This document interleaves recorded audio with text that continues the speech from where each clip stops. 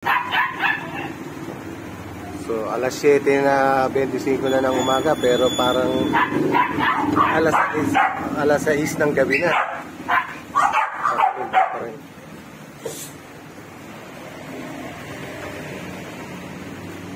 Nandito ulit tayo sa rooftop.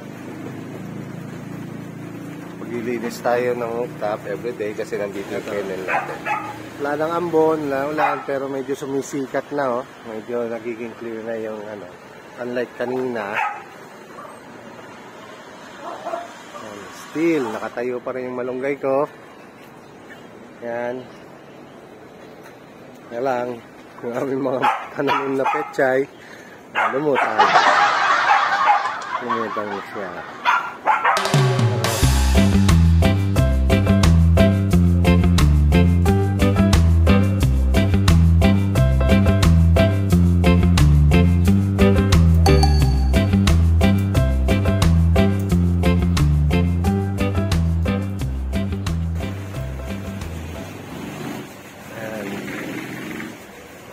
Alaga.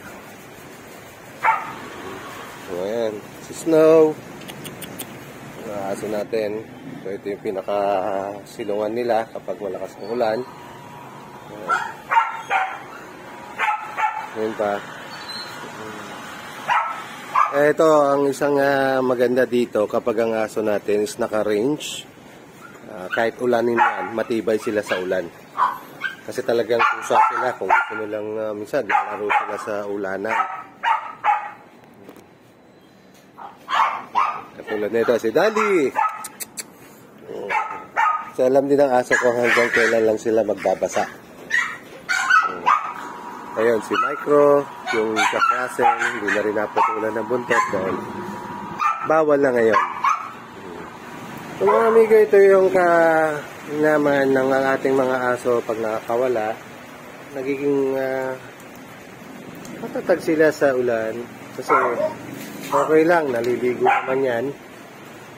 Unlike yung pag nasa kennel sila, konting basa lang, nagiging sakit din.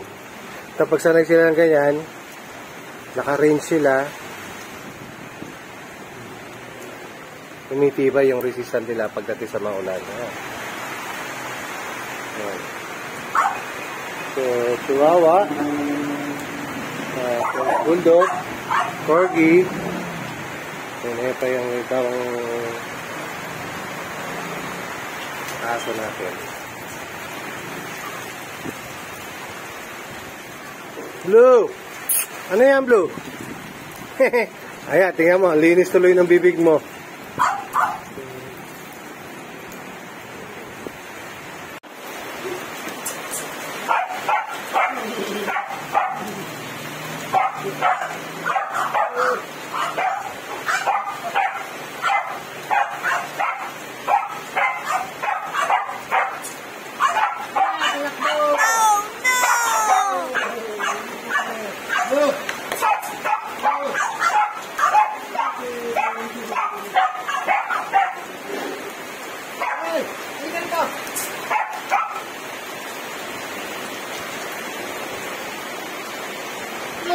Bola, hindi mo na sinawali yung bola. Ano yung bola? Oo, tignan natin. Ano yung bola?